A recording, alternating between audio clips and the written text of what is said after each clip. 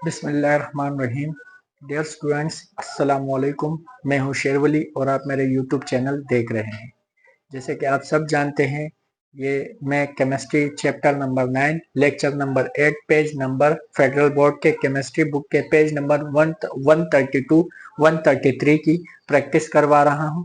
Hydrocarbons chapter का नाम है और जो आज का टॉपिक है वो है अल्कीन्स की हाइड्रोजनेशन। अब देखिए, नाम से ही आपको अंदाजा हो चुका होगा कि अल्कीन्स की हाइड्रोजिनेशन से क्या मुराद है। हाइड्रोजिनेशन, जिनेशन को हटाकर अगर आप शॉर्ट फॉर्म में लिख दो तो हाइड्रोजन बन जाता है। इसका मतलब है कि वो क्या मामलात है जिनकी अल्कीन्स और हाइड्रोजन का आपस में अगर हम रिएक्शन करवाए तो नतीजे में क्या चीज बनती है। तो चलिए हम इसकी प्रैक्टिस करते हैं। प्रैक्टिस के साथ आपको और भी मजीद समझ में आ जाएगा, लेकिन पहले आपने यहाँ पर समझने के ये है क्या, ये सिर्फ आपको समझाने के लिए मैं समझा रहा हूं कि अल्कीन्स की हाइड्रोजिनेशन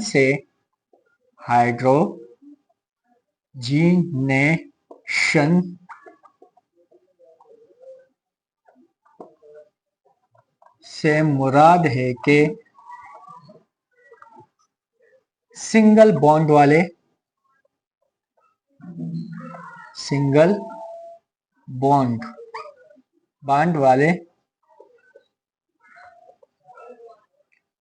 अल्कीन्स को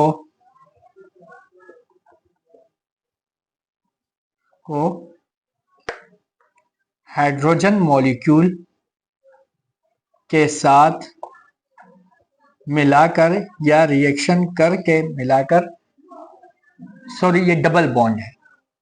बात है कि अल्कीन्स डबल बॉन्ड में होते हैं। सॉरी, डबल बॉन्ड वाले अल्कीन्स को H2 के साथ मिलाकर अल्केन्स Al, सिंगल बॉन्ड वाले में अल्केन्स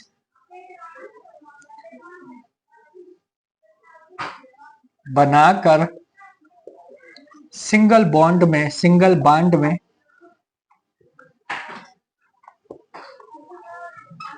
में तब्दील करना। अब देखिए, यहां पर जैसे हाइड्रोजन अल्कीन्स के साथ मिलता है तो दो तब्दीलियां पैदा होती है। एक तब्दीली यह है कि वो डबल बॉन्ड से सिंगल बॉन्ड में चले जाते हैं, पहली तब्दीली। दूसरी तब्दीली यह है कि उनके फैमिली मेंबर भी चेंज हो जाते हैं। मतलब अगर वो अल्कीन से तो अल्कीन से वो अल्केन्स में चले जाएंगे। ये दो बातें आप अपने जहन में रख दीजिए।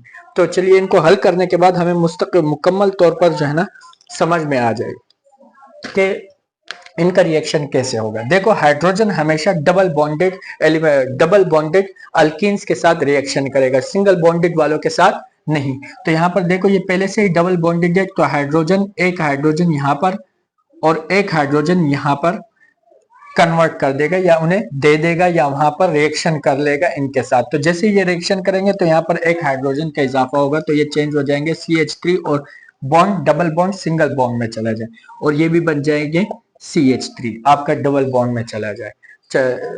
डबल बॉन्ड से कौन से सिंगल बॉन्ड में चेंज हुआ, हाइड्रोजन ने इनके साथ रिएक्शन किया। अब इनका नाम भी लिख दो, तो ये मीट ईट, तो ये बन गया ईट इन।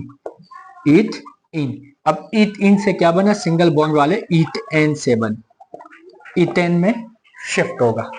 अगले वाले पर आते हैं, यह मीट ईट प्रोप, तो ये बना प्रोपीन। अब सोचने वाली बात है कि डबल बॉन्ड पहले ही एलिमेंट के साथ है तो इसे वैसे ही लिखो प्रोपीन। ये जब हाइड्रोजन के साथ मिलेंगे, कौन से एलिमेंट्स मिलेंगे, कौन से कहा के शरायत में आपको बता रहा हूं। ये हाइड्रोजन इसके साथ नहीं मिल सकता, ये उनके साथ रिएक्शन कर सकते हैं जिनके बीच में डबल बॉन्ड हो। तो डबल बॉन्ड जो है ना वो इस कार्बन और इस कार्बन के बीच में है, तो इन दोनों को ये हाइड्रोजन एक हाइड्रोजन के साथ रिएक्शन करके ये इनको सिंगल बॉन्ड में चेंज कर देगा। कैसे रिएक्शन होगा, नीचे मैं इनकी रिएक्शन लिख देता हूं, सामने जगह नहीं है मेरे पास। तो ये CH3 वैसे ही होगा, सिंगल बॉन्ड भी वैसे ही होगा। ये CH है तो ये CH2 में कन्वर्ट होगा, सिंगल बॉन्ड। ये CH2 है तो ये CH3 में कन्वर्ट होगा। इजी है, सिंगल बॉन्ड में चेंज हुआ और दोनों ने एक हाइड्रोजन अपने लिए मुंतखब करके सिंगल बॉन्ड में चले गए, यानी कि ये गैर सैरशुदा से सैरशुदा हाइड्रोकार्बन में चेंज हो गए। आप ये बात जानते हैं कि जो डबल बॉन्ड वाले हाइड्रोकार्बन होते हैं जो ट्रिपल बॉन्ड वाले हाइड्रोकार्बन होते हैं उनको गैर सैचुरेटेड हाइड्रोकार्बन कहते हैं, इंग्लिश में उनको कहते हैं अनसैचुरेटेड हाइड्रोकार्बन। और जो सिंगल बॉन्ड वाले हाइड्रोकार्बन होते हैं जिनके बीच में सिंगल बॉन्ड होता है, तो इनका रिएक्शन बहुत ज्यादा मुश्किल से होता है, ये बहुत ज्यादा जो है ना मुश्किल से रिएक्शन करते हैं, सख्त रिएक्शन उनका होता है, सही है। और दूसरी इनकी शराइत ये होती है कि ये सैरशुदा हाइड्रोकार्बन होते हैं, सैचुरेटेड हाइड्रोकार्बन, इनके बॉन्ड मुकम्मल तौर पर भरे हुए होते हैं, तो इसी वजह से ये रिएक्शन नहीं करते। यहाँ पर भी आपने देखा इसके रिएक्शन में कोई नहीं आया, लेकिन ये कार्बन चूंकि इसके साथ सिंगल में और इसके साथ डबल में है, तो लिहाजा इसके अंदर दोहरी खुसूसियात पाई जाती है, मतलब ये सिंगल बॉन्ड भी है और साथ साथ में बैकअप पर ये सिंगल बॉन्ड बना रहे हो और आगे जो है ना डबल बॉन्ड बना रहे हो, तो इसी वजह से ये डबल बॉन्ड की वजह से, डबल बॉन्ड की वजह से हम इसको एक हाइड्रोजन दे सकते हैं, लेकिन यहाँ पर इसे नहीं दे सकते क्योंकि ये ऑलरेडी सिंगल बॉन्डेड में बंधा हुआ है, हाइड्रोजन 3 है, कार्बन के साथ भी सिंगल बॉन्ड में है, तो ये नहीं ले सकता। और इनका जो क्या कहते हैं प्रॉपर्टी भी नहीं है कि सिंगल बॉन्ड आसानी के साथ रिएक्शन नहीं करते, डबल और ट्रिपल बॉन्ड बहुत आसानी के साथ रिएक्शन कर लेते हैं। तो यहाँ तक बात समझ में आ चुकी होगी, इसका नाम भी लिख लिया। तो ये प्रोपीन बना लेता है प्रोपेन, PROPANE, प्रोपेन। एन आ चुका प्रोपेन, 3 कार्बन वाला, और एन फैमिली का नाम भी चेंज हुआ, इन से एन में आ चुका। तो चलिए अब आगे चलते हैं अगले पर। अब अगले पर देखिए वहां पर तो देखो कार्बन और कार्बन के दरमियान जो डबल बॉन्ड था वो पहले और दूसरे के दरमियान था, तो पहले और दूसरे में जो है ना हम नाम नॉर्मल रख देते हैं, जैसे propane, ethane, butane, pentane, hexane, वो नॉर्मल अगर पहले और दूसरे के दरमियान डबल बॉन्ड है। लेकिन अगर पहले दूसरे से आगे चला जाए डबल बॉन्ड, जैसे यहाँ पर है, देखिए यहाँ पर पहला कार्बन, ये दूसरा कार्बन, ये तीसरा कार्बन, और यहां पर हुआ ये चौथा कार्बन। अब देखिए 4 कार्बन है, तो 4 कार्बन को हम ब्यूटेन पढ़ते हैं, पर शर्त ब्यूटेन, ये ब्यूटीन। लेकिन मसला क्या है बीच में, मसला यह है कि पहले और दूसरे कार्बन के बीच में डबल बॉन्ड नहीं है। तो मैं आपको एक कॉन्सेप्ट समझा चुका हूं कि अगर कार्बन के जो आइसोमर्स होते हैं, अगर उन आइसोमर्स को आपने जांचना हो तो ये पहले दूसरे से हटकर होंगे, ये पहले दूसरे बल्कि दूसरे और तीसरे के दरमियान है। तो दूसरे और तीसरे के दरमियान है ना, जहां से डबल बॉन्ड शुरू होगा उसको आपने काउंट करना है 1 2, तो ये बन जाएगा 2 ब्यूटीन। क्या बना? 2 ब्यूटीन। दूसरे और तीसरे के दरमियान डबल बॉन्ड है तो ये 2 ब्यूटीन हुआ। अब जो हाइड्रोजन इन दोनों के साथ रिएक्शन करेगा, ना कि इसके साथ और ना कि इसके साथ, इन दोनों के रिएक्शन के साथ हिस्सा लेगा, हमने जो नाम रखना था वो जहां से डबल बॉन्ड शुरू हुआ वहां से हमने 2 ब्यूटीन रखा।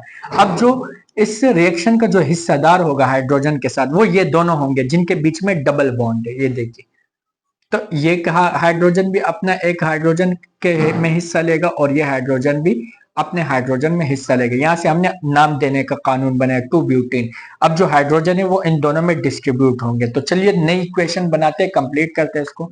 ये CH3, फिर सिंगल बॉन्ड, फिर ये बना CH2, एक हाइड्रोजन यहां से आ जाएगा, ये बना CH2 सिंगल बॉन्ड।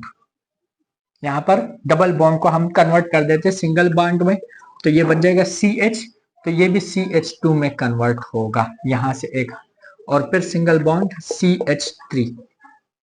उम्मीद है आपको ये समझ में आ चुका होगा। यहां से भी ये नहीं ले सकते, ऑलरेडी सिंगल बॉन्ड में भी है और 3 हाइड्रोजन भी साथ में मिले हुए कंप्लीट है सैचुरेटेड। ये अनसैचुरेटेड थे तो हाइड्रोजन ने इन दोनों को एक एक कार्बन कर देकर इन्हें सैचुरेटेड में कन्वर्ट कर दिया। अब ये आ चुका आपकी असल हालत में अल्केन फैमिली में, क्योंकि सब में सिंगल बॉन्ड है। अब इसका नाम वही होगा, ब्यूटीन से हम ब्यूटेन पर कर देंगे। अब इसमें वो सूरत हाल नहीं है, अल्केन फैमिली में ये सूरत हाल नहीं है 1 ब्यूटेन, 2 ब्यूटेन, 3 ब्यूटेन, क्योंकि इनमें सारे ही सिंगल बॉन्ड में होते हैं और इनमें इस तरह की कोई सूरत हाल या आइसोमर्स नहीं होते हैं। उम्मीद है आपको ये लेक्चर मेरा समझ में आ चुका होगा। मैंने बहुत इजी तरीके से समझाया। ये इक्वेशन सबसे इजी इक्वेशंस में काउंट किए जाते हैं, इनमें से कोई भी सवाल उठ सकता है। जब मैं आपको 10 ईयर से तैयारी करवाऊंगा तो ये सारी बातें दोबारा आपसे पूछी जाएगी। आप किसी भी स्कूल में पढ़ रहे, आप उन टीचर्स को बताएं कि वो इनके बीच में से आपसे कुछ सवालात पूछे और जो है ना आपसे इसकी प्रैक्टिस करवाएं। उम्मीद की जाती है मेरा लेक्चर आपको समझ में आ चुका होगा। इसी के साथ मैं इजाजत चाहता हूँ। अल्लाह हाफिज, जज़ाकल्लाह।